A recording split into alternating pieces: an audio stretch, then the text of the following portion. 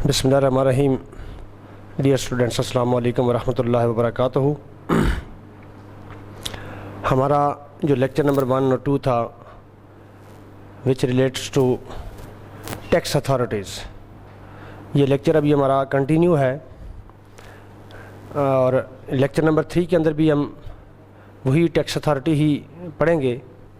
वहाँ से आगे जहाँ तक हम इसको डिस्कस कर चुके थे, एक दफ़ा मैं आपको 1-1.5 मिनट का उसका रिवीजन दे देता हूँ कि मैंने in the light of constitution of Pakistan read with ITO 2001 यानी इनकम टैक्स ऑर्डिनेंस 2001 आपको एक स्ट्रक्चर के ज़रिए ये बात अंडरस्टैंड कराने की कोशिश की कि फेडरल सिस्टम के अंदर वफाक और सूबों के दरमियान इख्तियारात तकसीम है।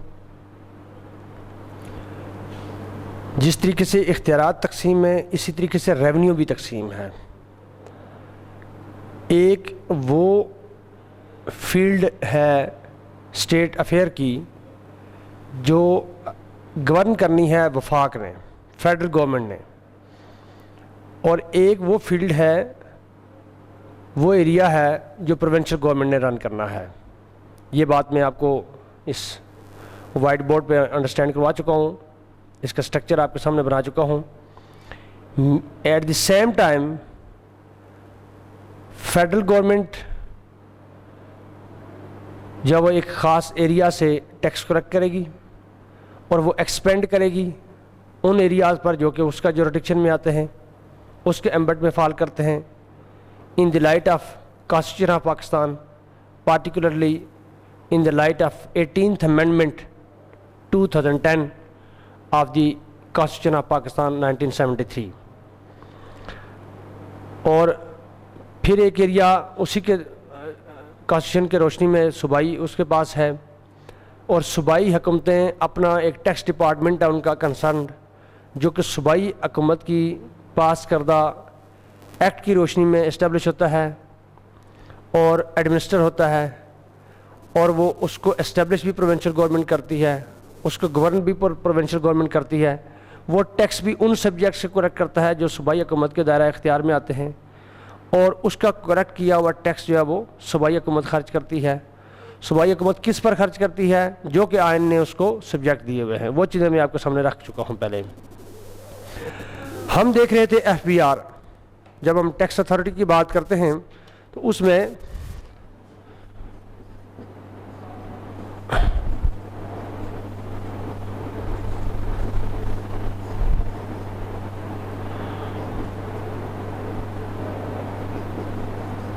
टैक्स अथॉरिटीज़, जब इसकी हम बात करते हैं तो हम FBR जब हम देखते हैं तो फेडरल बोर्ड ऑफ रेवेन्यू, नाम से ही जाहिर है कि ये सूबे का अदारा नहीं है बल्कि वफाक का अदारा है। और ऑफ कोर्स कि जब ये वफाक का अदारा है तो ये उन्हीं एरियाज से टैक्स कलेक्ट करेगा जो कि वफाक का सब्जेक्ट है, जो कि मैं आपके सामने यहाँ लेक्चर नंबर 1-2 के अंदर जो है वो मेंशन कर चुका हूँ कि किन एरियाज़ में टैक्स जो है वो वफाक ने कलेक्ट करना है। अब ये FBR कहने को तो एक बड़ा सिंपल सा एक नाम नज़र आता है कि फेडरल बोर्ड ऑफ रेवेन्यू, लेकिन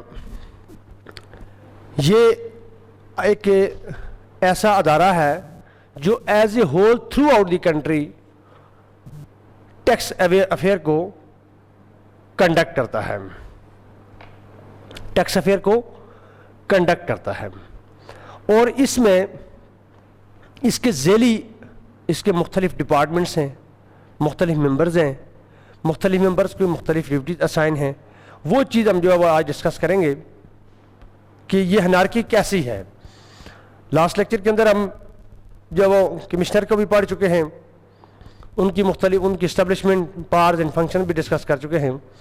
तो अभी देखें जिस तरीके से एक स्टेट के 4 एलिमेंट हैं।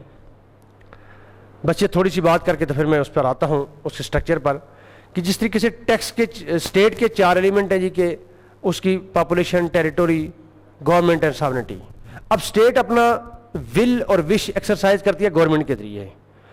अब गवर्नमेंट स्टेट की जो होती हैं 2 हिस्सों में डिवाइडेड हैं मेजरली, वफाकी हुकूमत और सूबाई हुकूमत। अब जो भी वफाकी हुकूमत फिर पास इख्तियार रख जाते हैं आइन के मुताबिक ये इख्तियारात वफाकी हुकूमत ने एक्सरसाइज करने हैं, तो वो वफाकी हुकूमत अपने डिपार्टमेंट्स के जरिए एक्सरसाइज करती है। यानी स्टेट अपना इख्तियार गवर्नमेंट को देता है और गवर्नमेंट जो है ये आइन के जरिए, और गवर्नमेंट जो है वो एक्ट ऑफ द पार्लियामेंट के जरिए ये इख्तियारात नीचे डेलीगेट करती है डिपार्टमेंट्स को। मुख्तलिफ डिपार्टमेंट स्टेट के अंदर जो है वो फंक्शनिंग है। अगर आपकी एक्सटर्नल एग्रेशन को रोकने का मामला हो, नेशनल सिक्योरिटी डिफेंस का मामला हो, तो आप इसके लिए फ़ौज ने जब गवर्नमेंट ने इस्टेब्लिश किया हुआ अदारा। अगर आपका इंटरनल लॉ एंड ऑर्डर की सिचुएशन को मेंटेन, तो पुलिस इस्टेब्लिश की हुई है। अगर आपकी लोगों के राइट्स डिटरमिन करने का मामला हो, तो इसके लिए जुडिशरी है। इसी तरीके से FBI एक अदारा है। जिस तरीके से ये बाकी अदारे हैं, अगर आपका जो शनाख्ती कार्ड का मामला है, फार्म बे का मामला है, आपकी शनाख्त का मामला है, आपका ID कार्ड जारी होता है, तो वो एक लॉ के तहत तो वो नादरा जारी करता है, वो भी एक अदारा है। इसी तरीके से FBR भी एक अदारा है। FBR भी एक अदारा है। ये सारी बातें करने का बुनियादी मकसद ये था कि आपके जहन में स्ट्रक्चर, एक उसका खाका जो है वो आपके जहन में हो कि हम किस साइड से आ रहे हैं और किधर जा रहे हैं। तो FBR जो अदारा है, इसका स्ट्रक्चर जो है वो सबसे पहले समझना बेहद ज़रूरी है।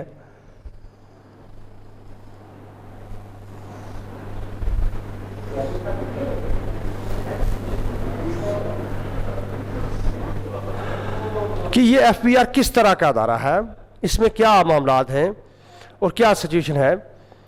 सबसे पहली बात कि इस FBR के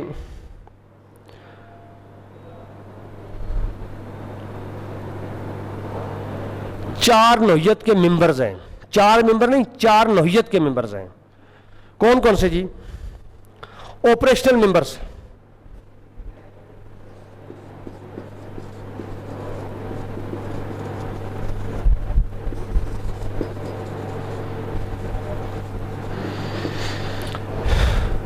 उसके बाद ये नंबर 1 हो गया। Number 2 policy member,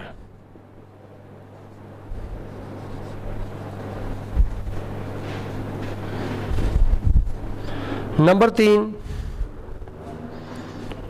functional members,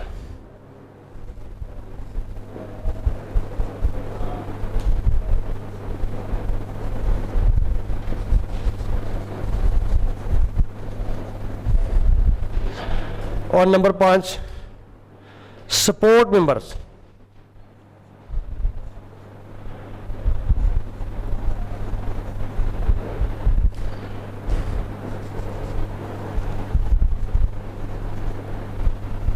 majorly तो यही इसका स्ट्रक्चर है। इसके बाद 21 इसमें DG हैं, डायरेक्टर जनरल, यानी नंबर 3 पे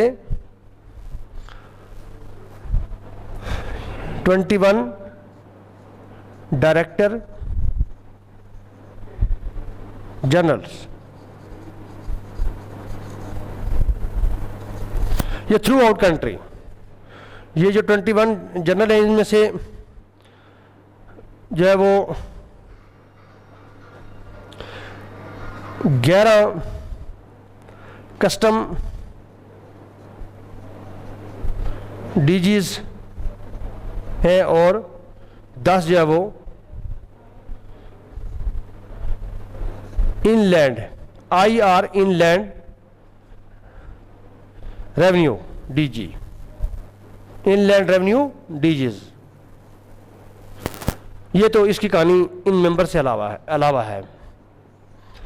ये 4 नौयत के मेंबर्स हैं जी, यानी, और इसके ऊपर जो हेड है वो है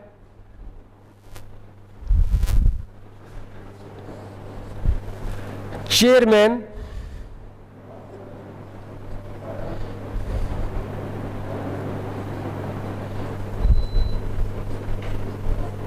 FBR, यानी ये जो FBR का अदारा है, it is headed by chairman FBR और इसके जो कंपोनेंट्स हैं वो 4 नौइयत के मेंबरान्स हैं। ये मैंने मेंबर नहीं लिखा बल्कि मेंबर्स लिखा, यानी ऑपरेशनल मेंबर्स जो हैं इसके अंदर फर्दर कैटेगरी आएगी। पॉलिसी मेंबर्स में फर्दर कैटेगरी आएगी, फंक्शनल मेंबर में फर्दर कैटेगरी आएगी और सपोर्ट मेंबर्स में भी फर्दर कैटेगरी आएगी। जिस तरीके से डायरेक्टर जनरल मैंने आपके सामने मेंशन किया, तो डायरेक्टर जनरल 11 डायरेक्टर जनरल इसमें कस्टम के हैं। ये कस्टम वो ड्यूटी जो होती है इंपोर्ट एक्सपोर्ट के हवाले से, और 10 जो है वो इनलैंड रेवेन्यू डायरेक्टर जनरल्स हैं थ्रू आउट द कंट्री। ये फाइनेंस डिपार्टमेंट ही, ये FBR ही डिसाइड करता है कि इसको कौन सा डायरेक्टर जनरल कौन से एरिया में बिठाना है। लेकिन यह कि मोस्टली ये जो हेडक्वार्टर है प्रोविंशियल जो दारुल हुकूमत हैं, जिस तरह के पंजाब का लाहौर, सिंध का कराची, बलूचिस्तान का कोयटा और KPK का पेशावर, तो यहाँ ये मस्ट है। बाकी है कि डिवीजनल हेडक्वार्टर पे या इस तरीके से ये इनको जो एक तरतीब दिया जाता है। अब थोड़ा सा आगे बढ़ते हैं कि ये जो हमारे ऑपरेशनल मेंबर्स हैं, ये इनमें कौन कौन से लोग शामिल हैं। इनमें पहला जी मेंबर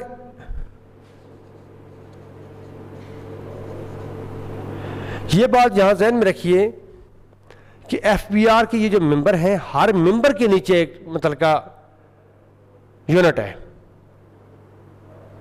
एज ए होल तो ये FBR एक डिपार्टमेंट है, लेकिन FBR का हर मेंबर जो है वो उसके नीचे एक कंसर्न यूनिट है, कंसर्न एरिया है, कंसर्न वर्किंग एरिया है जिस पर उसको वर्क करना है। तो उनकी यानी कि डिवीजन ऑफ वर्क जो है वो कर दिया गया है इनके दरमियान। तो ये पहला है मेंबर IR यानी इनलैंड ऑपरेशन,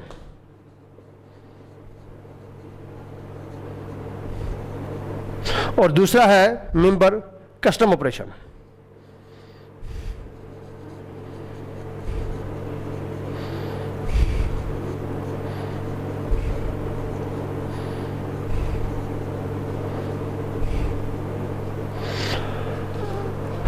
ये जो मेंबर IR ऑपरेशन है जी, ये जो जनरली फेडरल गवर्नमेंट के एम्बट में जो टैक्स फाल करते हैं ये उनसे डील करता है,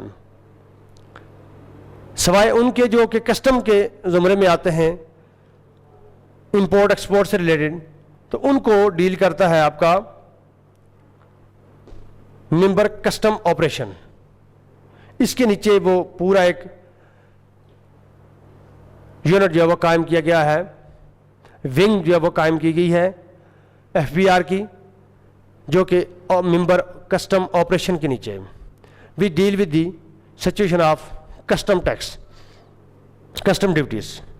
अब ये जो पॉलिसी मेंबर है इसमें भी फिर यानी ये जो पॉलिसी बनाते हैं इसमें जी एक पहला है मेंबर IR पॉलिसी,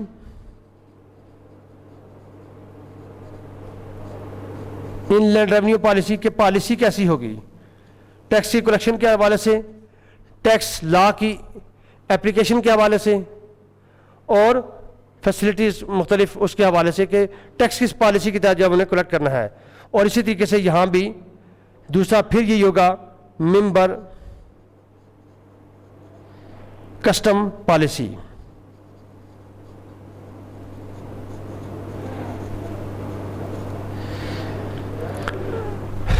इसी तरीके से थोड़ा सा अगर हम आगे बढ़ें,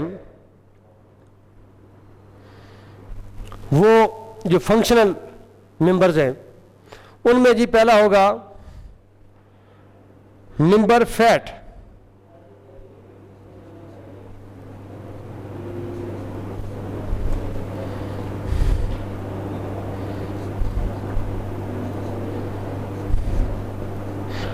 और दूसरा होगा मेंबर टैक्स पेयर ऑडिट।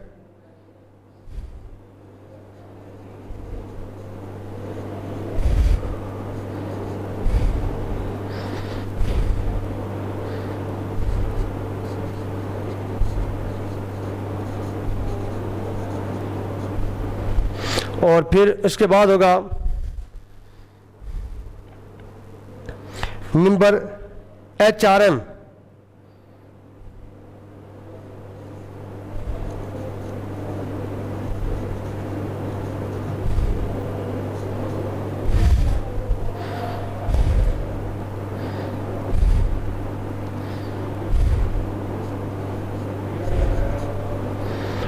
इसी तरीके से अगर इसको देखें, ये जो सपोर्ट मेंबर्स हैं इसमें तादाद थोड़ी ज़्यादा है, इसको मैं इंडिपेंडेंटली यहाँ से मेंशन करना शुरू करता हूँ।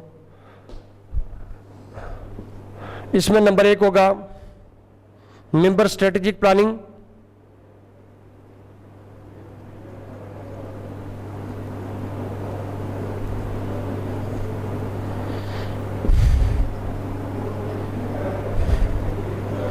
नंबर 2 मेंबर एडमिन,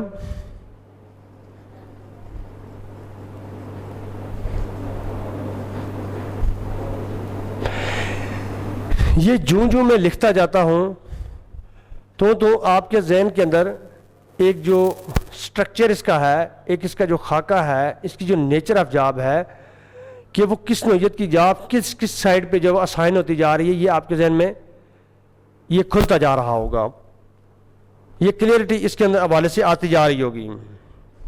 उसके बाद नंबर 3 आगे जी मेंबर लीगल,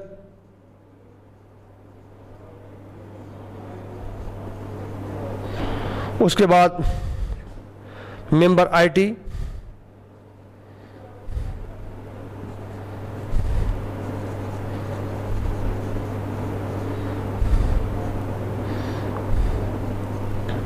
उसके बाद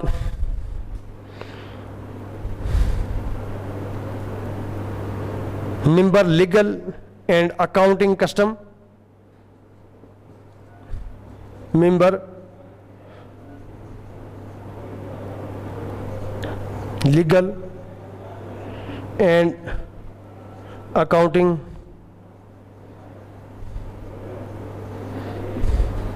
कस्टम, और लास्ट में इधर नीचे लिख देता हूं मेंबर अकाउंटिंग।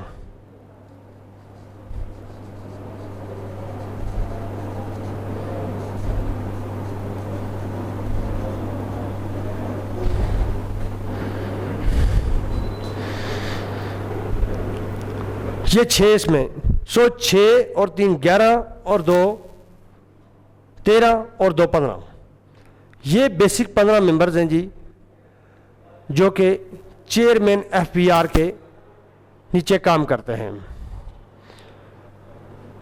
और हर एक मेंबर को उसके फंक्शन को, उसकी ड्यूटी को, उसके नेचर ऑफ ऑफिस को जब वो दूसरे से इंडिपेंडेंट किया गया।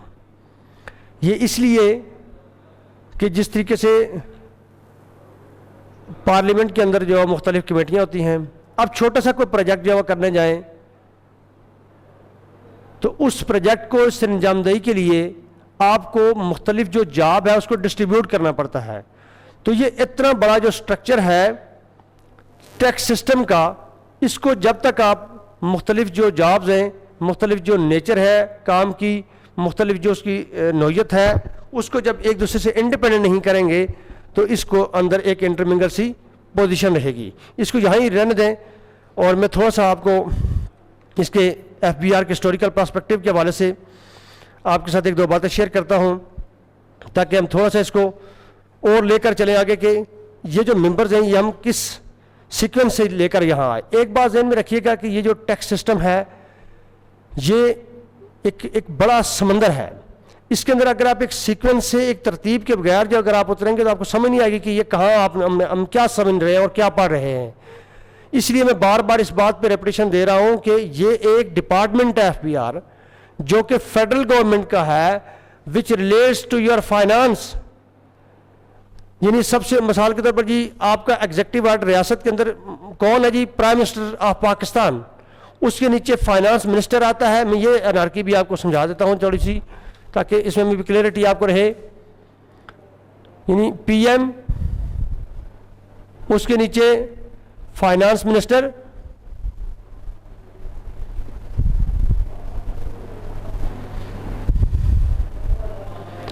और उसके नीचे सेक्रेटरी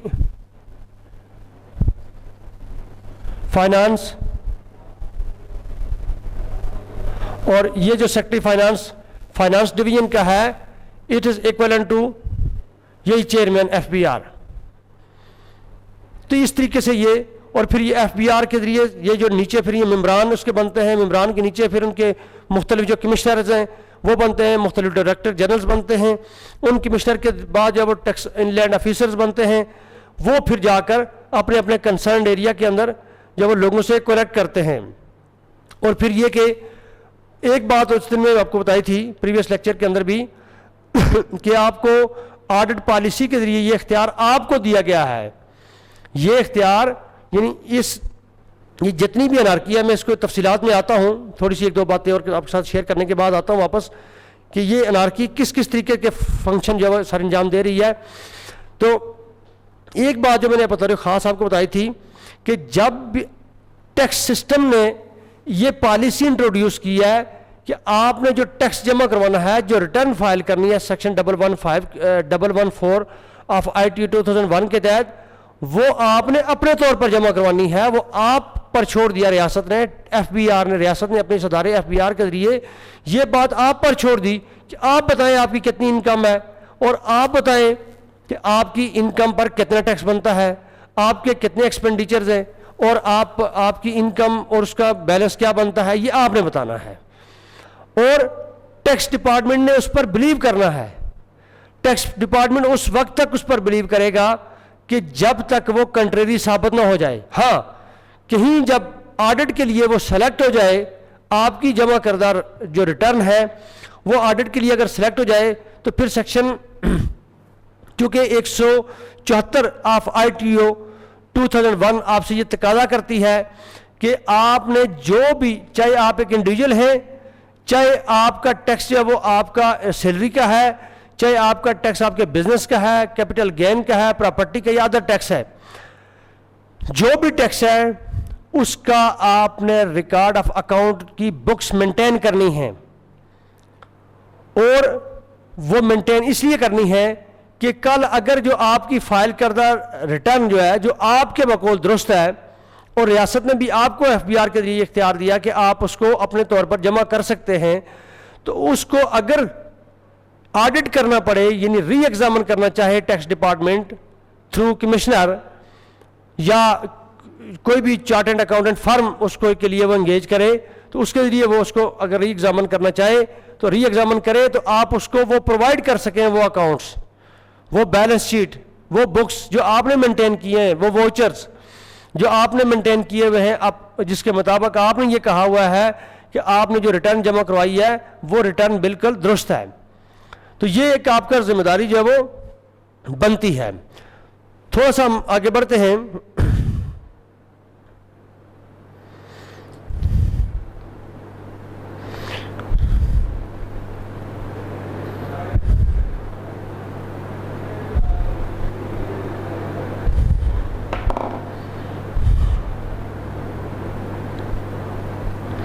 एक इसका जो एक हिस्टोरिकल पर्सपेक्टिव है, इसका एक इंट्रोडक्शन थोड़ा सा उसको रीड करते हैं अब, और फिर इसको विजन और मिशन को देखते हैं कि ये FBR चाहता क्या है, इसका क्या मिशन है।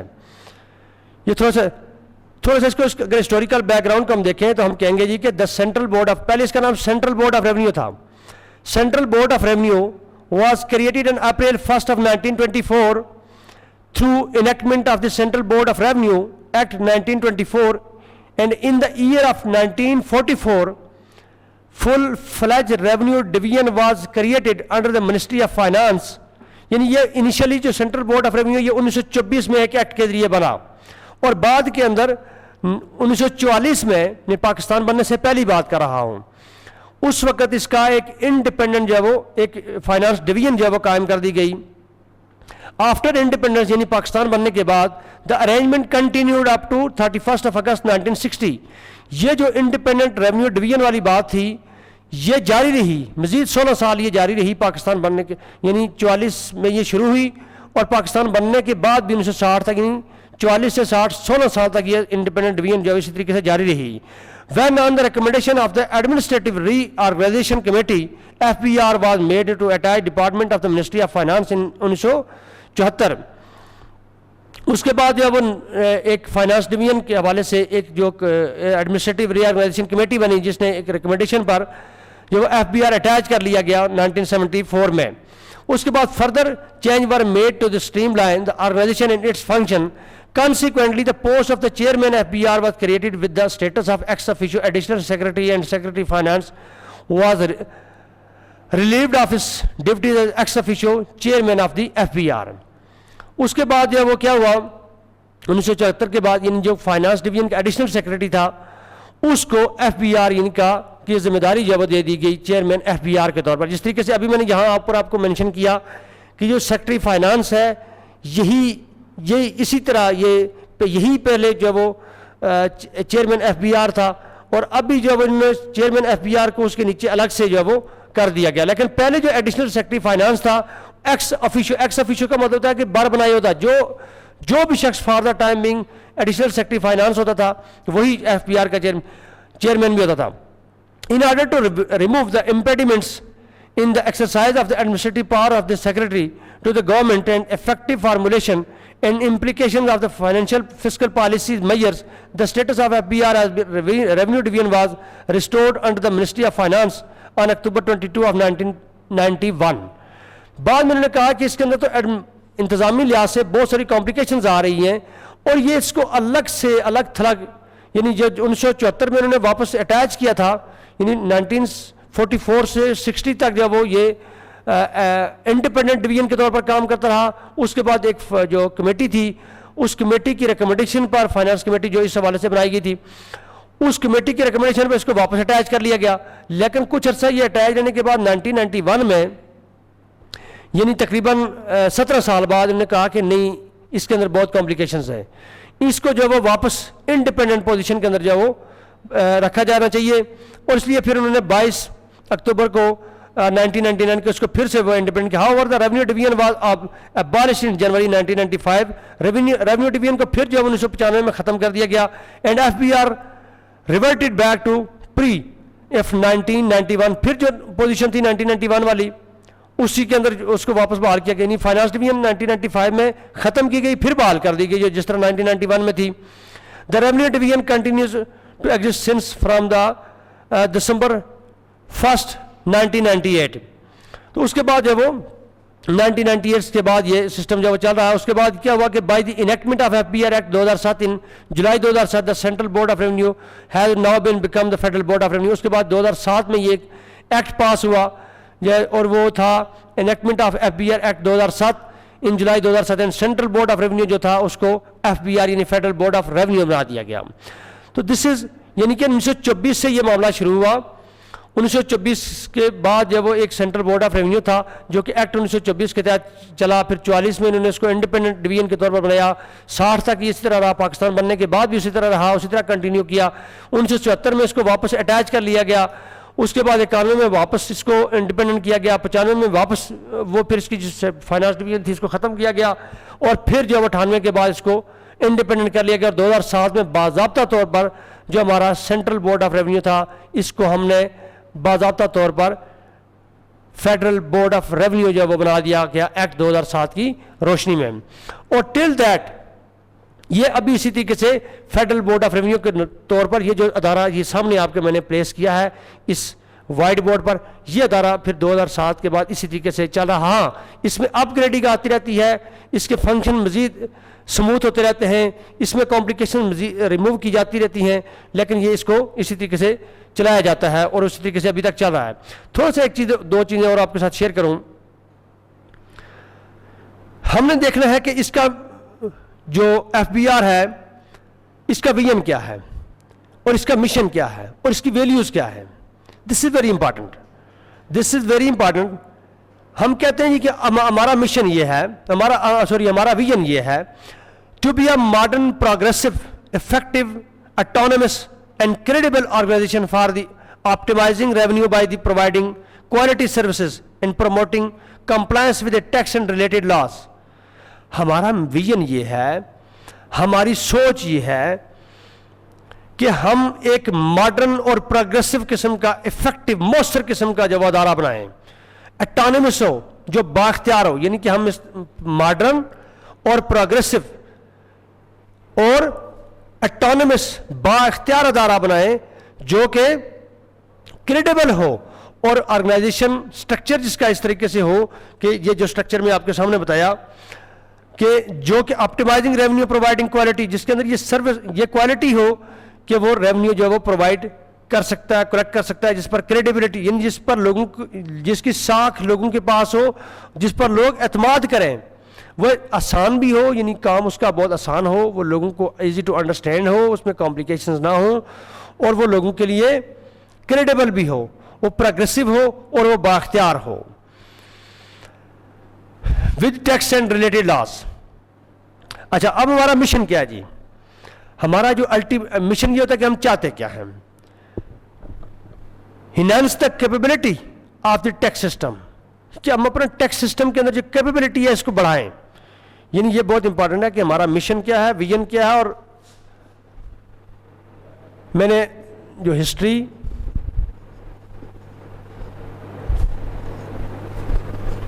विजन और मिशन,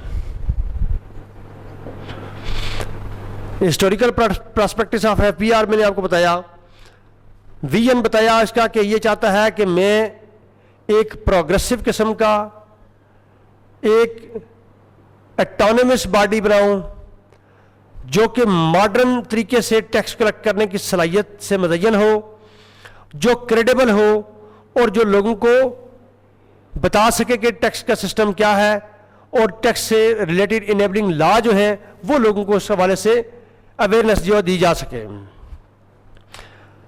अच्छा, अब इसका जी देखते हैं जी मिशन क्या है। Enhance the capability of the tax system in collect the taxes through application of modern techniques, providing taxpayer assistance and by creating the motivation, satisfaction, dedications and professional workforce। इनका mission ये है कि ये कहते हैं कि हम अपनी टैक्स कैपेसिटी को बढ़ाएं, क्योंकि ये अदारा तो बुनियादी तौर पर बनाया गया है पैसे इकट्ठे करने के लिए, लोगों से पैसे इकट्ठे करने हैं और एक मिशन के तहत तो खर्च करने हैं लोगों पर। खर्च तो गवर्नमेंट ने करने हैं, इस डिपार्टमेंट ने गवर्नमेंट को पैसे इकट्ठे करके देने, और ये डिपार्टमेंट ये कहता है कि हमारा मिशन ये है कि हम पैसे ज़्यादा इकट्ठे करें और पैसे इस तरीके से इकट्ठे करें कि उसके लिए मॉडर्न जो टेक्निक्स है उसको यूटिलाइज करें हम।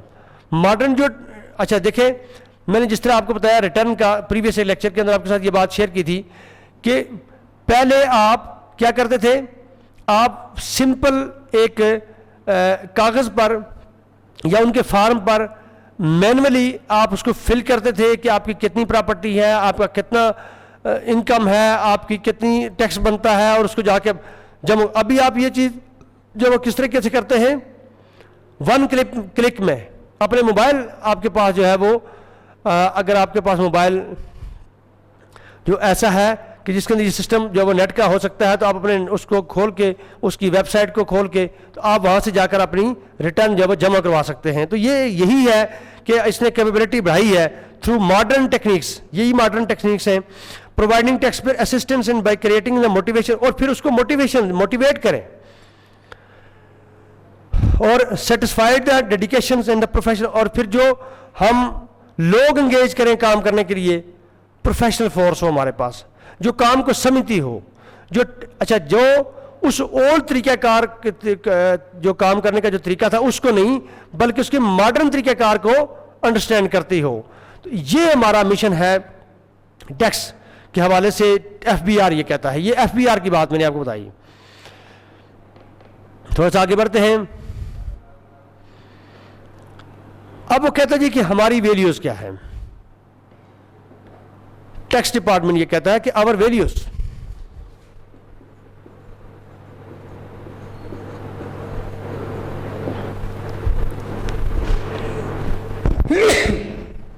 अल्हम्दुलिल्लाह, वैल्यूज से मुराद, जिस तरह आप कहते हैं ना जी कि हमारे माशरे की क्या इक़दार है, तो इस तरीके से डिपार्टमेंट की भी कुछ इक़दार होती हैं। वो कहता है जी कि पहली मेरी कदर ये है कि इंटेग्रिटी हो, प्रोफेशनलिज्म हो, टीम वर्क हो, कर्टसी हो, फेयरनेस हो, ट्रांसपेरेंसी हो और रिस्पॉन्सिवनेस हो। ये उसकी जो एक मॉरल वैल्यूज़ है, यानी वही बात कि हमारी क्रेडिबिलिटी हो, ट्रांसपेरेंसी हो, हम एक टीम वर्क के तौर पर जो है वो काम करें। जिसकी ये टीम है, ये जितनी बात, ये जितना स्ट्रक्चर मैंने आपके सामने शेयर किया, मेन टीम जो सेंट्रल टीम तो यही है। इसके नीचे जो है वो फिर बहुत सारी और एक हायरार्की जो है वो इसके सामने आती है, जिसको हम आगे चलकर डिस्कस करेंगे। तो ये इनकी वैल्यूज हैं, ये एफबीआर का स्ट्रक्चर है।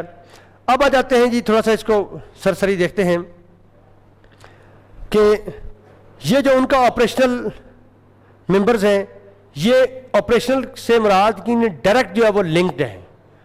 ये वो पोर्शन है इनके स्ट्रक्चर का कि जो डायरेक्ट पब्लिक से लिंक है, कि जो इन फील्ड काम कर रहा है, चाहे वो फील्ड जो जनरल सेल टैक्स के हवाले से है या वो फील्ड कस्टम्स के हवाले से है।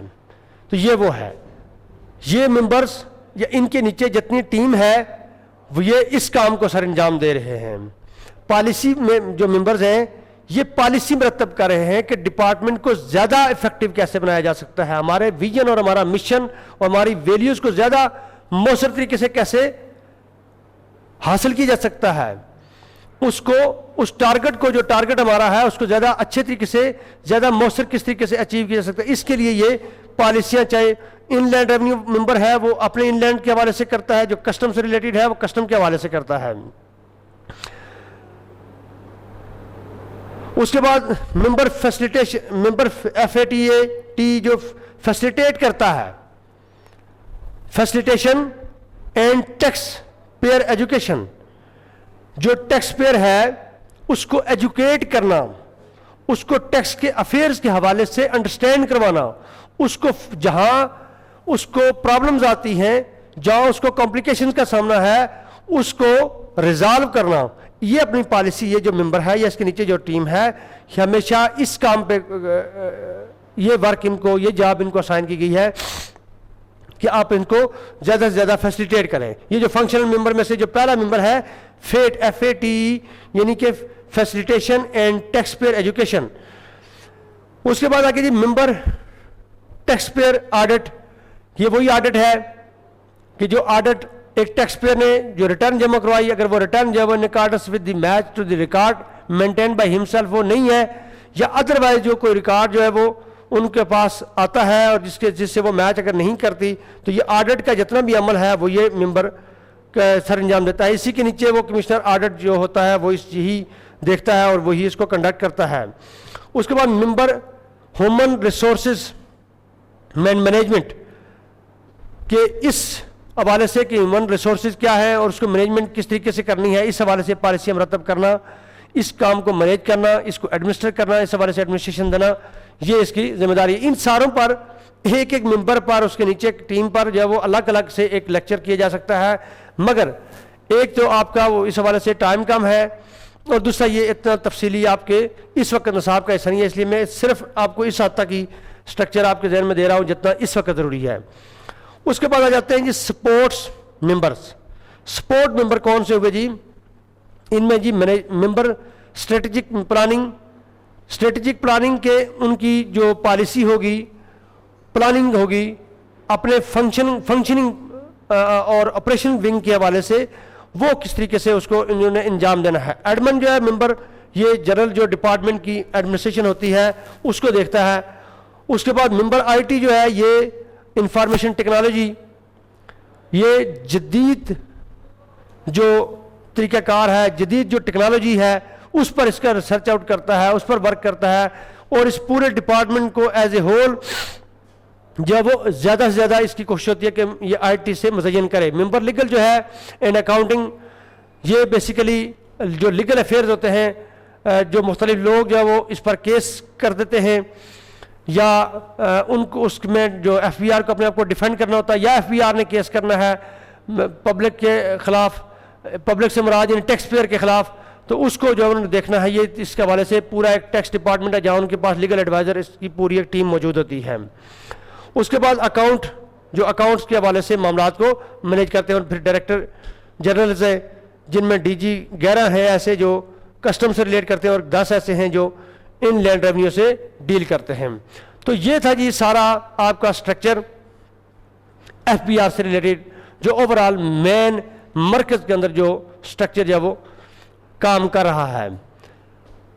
ये उसकी हिस्ट्री है, ये उसका विजन है, ये उसका मिशन है, और इसकी वैल्यू ये है कि integrity, solidarity, courtesy, team work, professionalism, ये सारी चीज़ें इसका एक मॉरल वैल्यूज़ है इस डिपार्टमेंट की एज ए होल। सो जी ये टॉपिक हमारा जो है वो यहाँ ख़त्म हुआ। एक दफ़ा मैं फिर आपको रिवाइज करवा दूँ, मैंने लेक्चर 1, 2, 3 और जो जनरल इंट्रोडक्शन आपके साथ शेयर किया था, वहाँ से लेकर अभी तक जो चीज़ पढ़ी, चूँकि इसके बाद हम जो चीज़ चलेंगे वो टॉपिक वाइज होगा आगे मामला।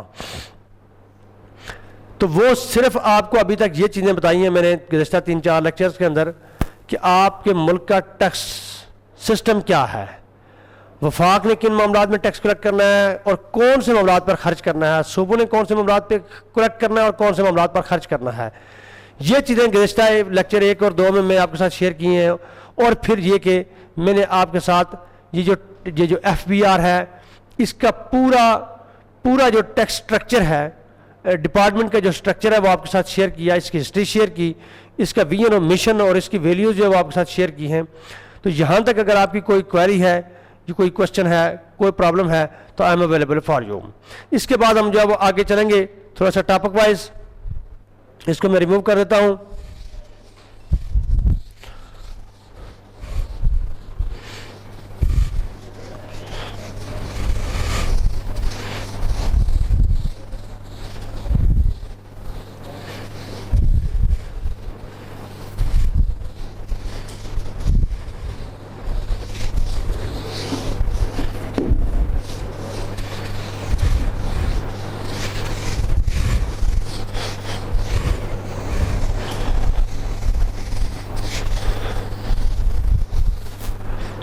क्या बता चुका हूं अभी तक आपको जी कि टैक्स अथॉरिटीज की हायरार्की क्या है, वफाक और सूबों में क्या डिवीजन है। FBR वफाक का अदारा है, सूबों के अदारे हमने नहीं डिस्कस किए हैं, लेकिन इतना आपको बता दिया कि सूबे अपनी असम्बली के एक्ट के जरिए अपना एक इंडिपेंडेंट टैक्स डिपार्टमेंट, वो सिंध का अपना है, उसका अपना नाम, पंजाब का अपना है, उसका अपना नाम, कश्मीर का अपना, उसका अपना नाम, सो एंड सो। तो टैक्स अथॉरिटीज समझने के बाद जो अगली चीज़ हमें समझनी है, क्योंकि अभी हमारे पास मेरे ख्याल में 5-10-15 मिनट हैं, तो थोड़ी सी हम एक झलक ले लेते हैं। इंशाल्लाह नेक्स्ट लेक्चर के अंदर इसको डिटेल से डिस्कस करेंगे। अब हमने देखना है sources of tax.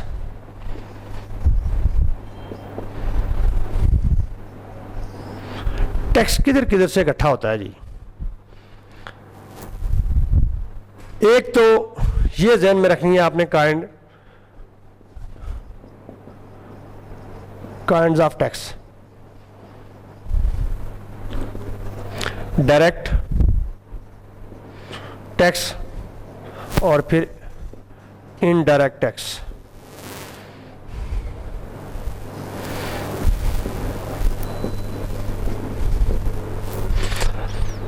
Direct tax वो टैक्स है जो आप खुद जाकर कौमी ख़जाने के अकाउंट में डालते हैं, ये डायरेक्ट टैक्स है। इनडायरेक्ट टैक्स वो टैक्स है कि जो आप नहीं डालते, आप के और रियासती अकाउंट के दरमियान एक मिडमैन है। वो मिडमैन कोई कंपनी हो सकती है, कोई डिस्ट्रीब्यूटर हो सकता है, कोई शॉपकीपर हो सकता है। मिसाल के तौर पर GST जो है, इसकी जो सबसे क्लियरिंग एग्जांपल है वो है GST, जनरल सेल टैक्स। ये वो टैक्स है ये जो आप देते हैं, यानी जब आपने दाल ली, ग्रासी की बात कर लेते हैं जो घरेलू हमारा रोज़ाना इस्तेमाल होता है, आपने चावल लिए, आपने आटा लिया, घी लिया, कोई भी ऐसी चीज़ जो घरेलू इस्तेमाल, आपने उस पर फर्ज कीजिए उसकी प्राइस जो है वो 100 रुपये थी और उस पर जो उन्होंने 17% जो है वो GST लगा दिया, तो इसकी कीमत बन गई 100 और 17 117 रुपये। ये 100 रुपये तो आपने दाल की कीमत दी, 17 रुपये आपने टैक्स दिया, ये इनडायरेक्ट टैक्स है। ये आप किसको दे रहे हैं?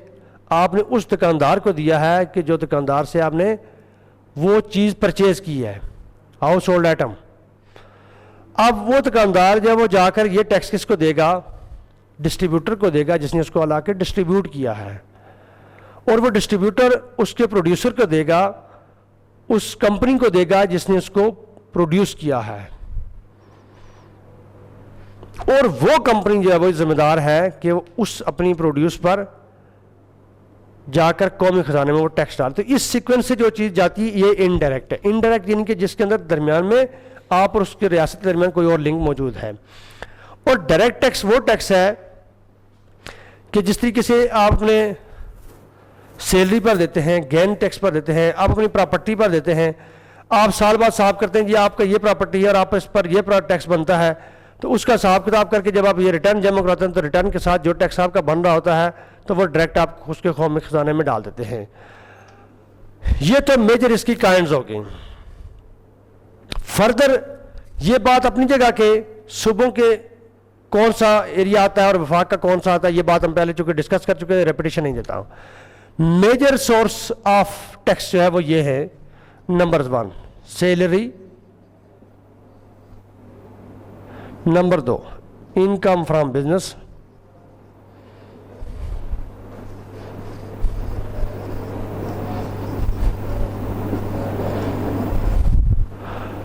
नंबर 3 इनकम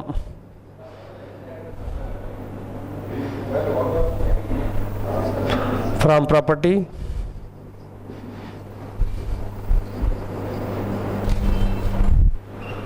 और गेन टैक्स,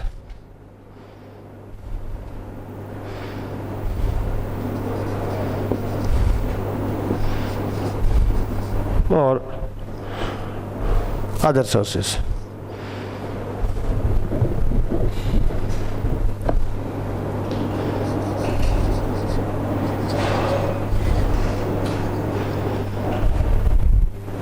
ये 1 2 3 4 और 5, ये 5 कैटेगरीज हैं जी आपकी इनकम की, जहाँ से आपको इनकम जनरेट होती है। ये मोस्टली वह टैक्स है जो कि आपका डायरेक्ट टैक्स है। सैलरी है तो भी डायरेक्ट टैक्स है, इनकम फ्रॉम बिजनेस है तो भी डायरेक्ट टैक्स है, इनकम फ्रॉम प्रॉपर्टी है तो भी डायरेक्ट टैक्स है, और गेन टैक्स है तो भी डायरेक्ट टैक्स है, और अदर सोर्सेज की हम एग्जांपल जो है वो देखेंगे इंशाल्लाह।